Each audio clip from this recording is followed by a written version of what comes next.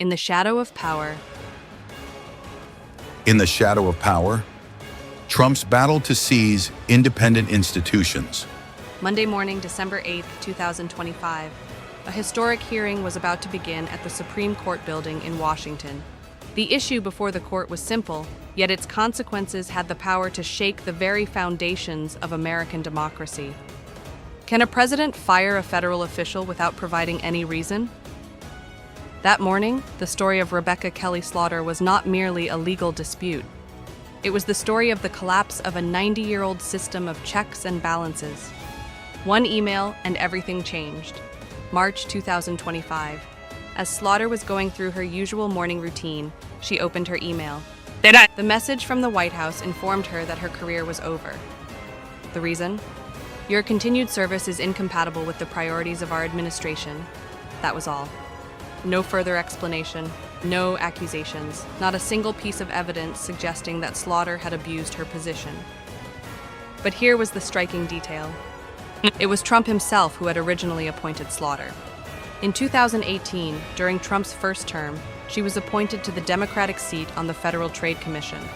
She was reappointed during the Biden administration and was supposed to remain in office until 2029. Now Trump was firing someone he himself had appointed. For one reason only, Slaughter's views were no longer considered appropriate. This was not just the story of one individual. Do you remember those who came before her? The dominoes begin to fall. January 2025. The moment Trump returned to office, he took action. First target, Gwen Wilcox, the Democratic member of the National Labor Relations Board. Wilcox, the first black woman ever appointed to the board, was a strong defender of labor and union rights. Trump fired her. Her term was supposed to last until 2028. Next came the Democrats at the Equal Employment Opportunity Commission, Charlotte Burrows and Jocelyn Samuels. Both were removed from office overnight. Burrows' term was set to expire in 2028, Samuels in 2026. Then came the Privacy and Civil Liberties Oversight Board, 3 Democratic members, all gone. The Consumer Product Safety Commission, the Merit Systems Protection Board. The list went on. What did all these institutions have in common? They were all established as independent agencies. Created by Congress, they were designed to operate free from political pressure, protected by special legal safeguards. A president could remove members of these agencies only for concrete reasons such as neglect of duty, corruption, or incompetence. Trump ignored these rules, and now he was asking the Supreme Court to eliminate them entirely. Back to the 1935 decision. So, where did this concept of independence come from? The story goes back to 1933, in the midst of the Great Depression. President Franklin D. Roosevelt was struggling to revive the economy. But William Humphrey, a Republican member of the Federal Trade Commission, opposed Roosevelt's policies and refused to cooperate. Roosevelt decided to fire Humphrey. His reason was simple. Your views do not align with mine. Humphrey sued. And in 1935, the Supreme Court issued a landmark ruling. No, a president cannot fire federal commission members merely because of policy disagreements.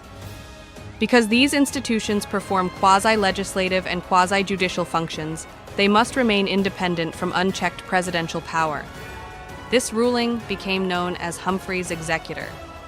For 90 years, it has stood as a cornerstone of the American system of government. Now Trump wanted to tear that cornerstone out, a battle inside the courtroom. On the morning of December 8th, the atmosphere inside the Supreme Court was tense. Trump administration Solicitor General D. John Sauer approached the podium. His words were firm and direct. Humphrey's executor is a decaying relic. It is an indefensible exception. The Constitution vests all executive power in the president. Congress cannot limit that power.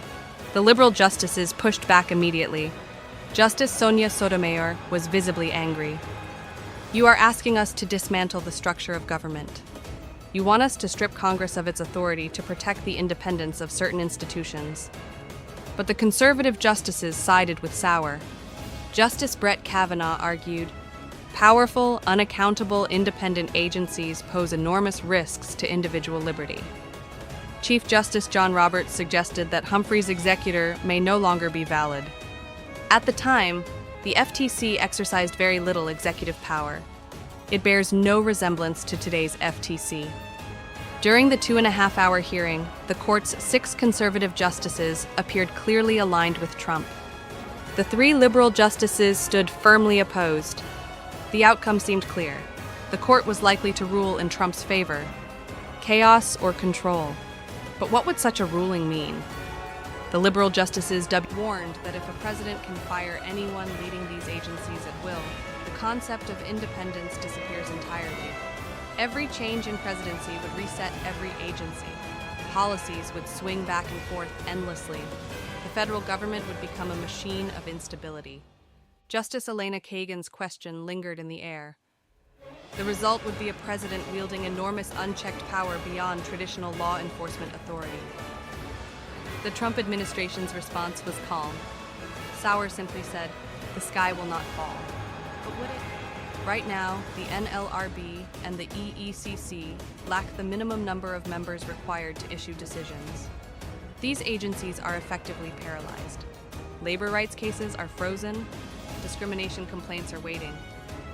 Slaughter's attorney, Amit Agarwal, reminded the court, "Multi-member commissions have been part of our story since 1790. If the other side is right, then all 3 branches of government have been wrong from the very beginning." Conclusion: shadows cast on the future. The Supreme Court's decision is expected in June or July 2025. If Trump prevails, as appears likely, the American government will be fundamentally transformed. Nearly 30 independent agencies would fall under direct presidential control. Even the Federal Reserve could come under threat. Regardless of who occupies the White House, a single email could end dozens of careers overnight. Political disagreement alone would be sufficient grounds for dismissal. Is this an expansion of power or a constitutional necessity? Slaughter continues to fight. Wilcox battles in court. Burroughs and Samuels explore legal avenues. But the real question remains: if a system of balance that stood for 90 years can be erased with a single stroke, what remains? When Rebecca Slaughter opened her email that morning, she knew she was not just losing her job. A piece of American democracy was shaken along with it. And now, the question before the Supreme Court is clear.